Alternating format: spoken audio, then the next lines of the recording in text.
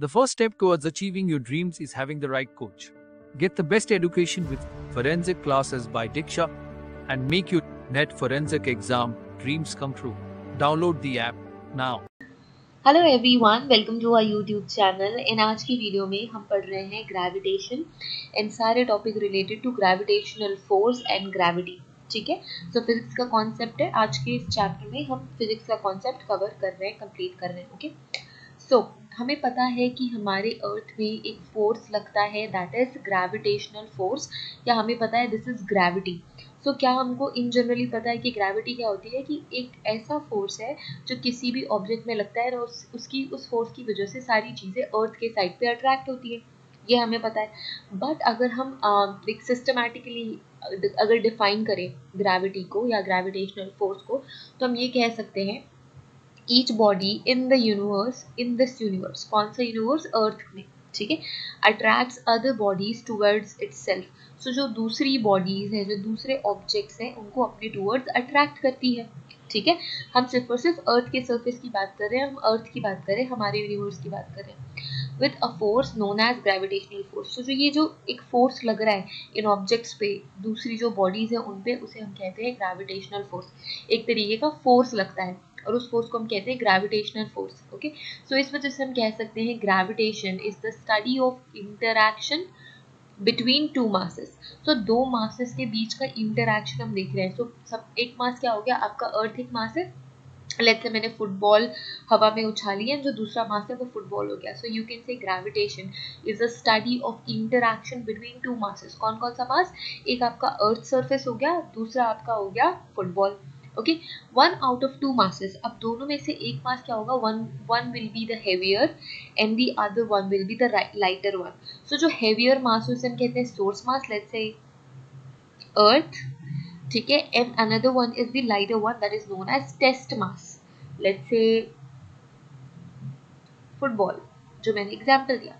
So source mass and test mass के interaction के through हम ग्रेविटेशन समझ सकते हैं। Okay, so gravitation force is a central force. Important, कैसा फोर्स है ये? सेंट्रल फोर्स है, which depends on the position of test mass.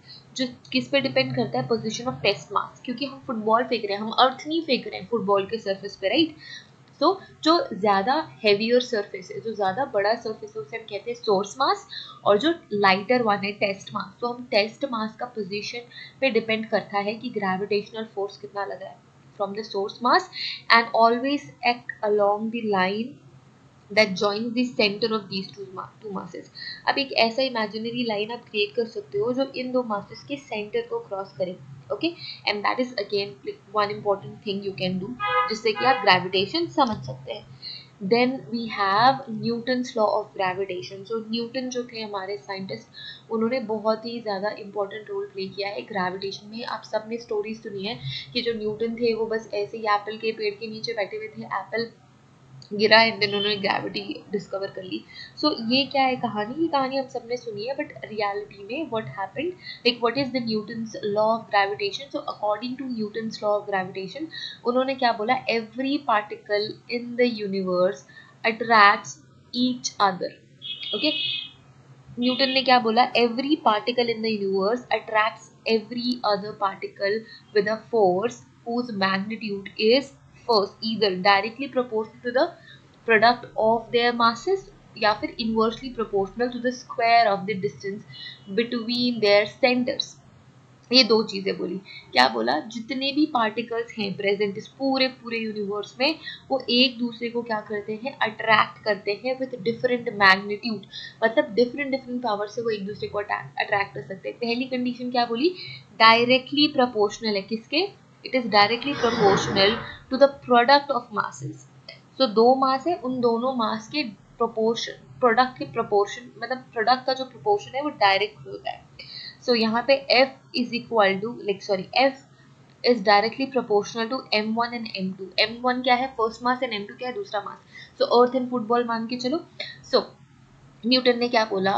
Every particle in the universe attract every other particle with the force which is either directly proportional to the product of their masses, second inversely proportional, यहाँ पे directly proportional नहीं है, ये inversely proportional है to the square of distance between their centres. ठीक है, अब इनके सेंटर्स की हम बात कर रहे हैं, तो जो दो मासेस हैं उनके जो सेंटर्स हैं उन सेंटर के डिस्टेंस का स्क्वायर जो है उसके इनवर्सली प्रोपोर्शनल होगा आपका मैग्नीट्यूड ऑफ ग्रेविटी। सो हमने क्या लिखा, हमने लिखा F is inversely proportional to the distance of these two centres of the masses. अब हमने इसे कहा कि this one is like this is first equation number 1, equation number 2। अगर हम इक्वेशन 1 एंड 2 को कंबाइन कर दे तो हम क्या कहेंगे, magnitude of gravitation is directly proportional to the masses and inversely proportional of the center distance between the center. So center is R, that is radius. So आप इसे ऐसे लिख सकते हैं F proportion M1 M2, and ये directly proportional हो जाएगा क्योंकि ये नीचे पे है सिचुएटेड। ओके, अगर हम इसको फर्दर आगे देखें इस आप कह सकते हो फॉर्मूला को, so what we will get F is equal to G into M1 M2 by R का स्क्वायर। यहाँ पे law of gravitation. Next we have gravitational force formula. So क्या पढ़ना है आपको ग्रेविटेशनल फोर्स फॉर्मूला में? So according to Newton's law, the gravitation law of gravitation, every particle in the universe attract every other particle with a force that is directly proportional to the product of their masses and inversely proportional to the square of their distance between them. So mathematically हम इसे इस तरीके से क्या कर सकते हैं, represent कर सकते हैं, F is equal to G M1 M2 by R का square. This is the most important formula where F stands for gravitational force between two objects which is measured in Newton आपका unit है। G is universal gravitational constant जिसकी value होती है 6.674 into 10 to the power 11। M1 is the first mass that is measured in kgs. M2 is the another mass that is again measured in kg. This is the massive mass और ये जो lighter one है। Okay, R is the separation between the measure. It is the separation between them which is measured in kilometers.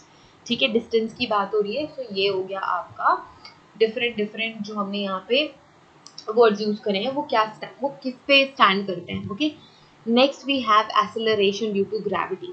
सो अगर आप for example, अब हम football नहीं फेंक रहे हैं हवा में, हम एक बॉल फेंक रहे हैं हवा में। ठीक है, सो आप जब एक बॉल फेंकोगे हवा में तो जितनी स्पीड से आप फेंकोगे और जितनी स्पीड से वो नीचे आएगा उन दोनों में डिफरेंस होगा। तो जो आप फेंक रहे हो एक तो वो फोर्स के अगेंस्ट है तो वो स्लो भी होगा, बट जो वो वापस आएगा अर्थ में तो वो ज़्यादा स्पीड से आएगा। तो उसे हम कहते हैं acceleration because of gravity. Gravitational force की वजह से उस ऑब्जेक्ट में क्या हो रहा है, एक्सेलरेशन हो रहा है। Okay, so this is acceleration due to gravity when the object falls toward the earth due to earth's gravitational force. जब आपका जो ऑब्जेक्ट है वो वापस अर्थ में आ रहा है बिकॉज ऑफ ग्रेविटेशनल फोर्स, जो उसकी स्पीड होगी उसे हम कहते हैं acceleration because of gravity. Okay, it's something we can call as free ball of the object. So आप ऑब्जेक्ट को आप ये कह सकते हो कि फ्री फॉल हो रहा है, वो जो बॉल है वो फ्री फॉल हो रही है। Okay, so that is gravitational acceleration. So during the free fall, the only force acting on the object is gravitational force of the earth. The acceleration due to gravity is acceleration which is produced by the freely falling body due to the influence of gravitational pull on the earth. समझ में आ गया क्यों acceleration लग रहा है, acceleration क्यों हो रहा है gravity की वजह से। So acceleration due to gravity is denoted by small g, but it like values vary depending on the situation. So इसकी जो वैल्यू है डिपेंड कर सकती है कि कितनी हैवी वो ऑब्जेक्ट है, कि वो ऑब्जेक्ट क्या है। For example, the acceleration due to gravity on the moon is different than the earth. So different planets के भी जो ग्रेविटेशनल फोर्सेस है वो डिफरेंट होंगे।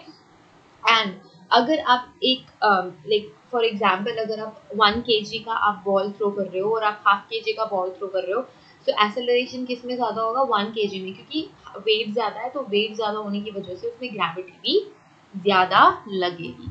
Okay, next we have expression of the acceleration due to gravity. आप कैसे express करोगे? So suppose you are standing on the top of the building with a small stone in your hand. It's just imagine कि आप किसी height में खड़े हो किसी बिल्डिंग के and you have a stone in your hand. So let the mass of the stone be m. So आपके पास जो stone है उसका mass है m.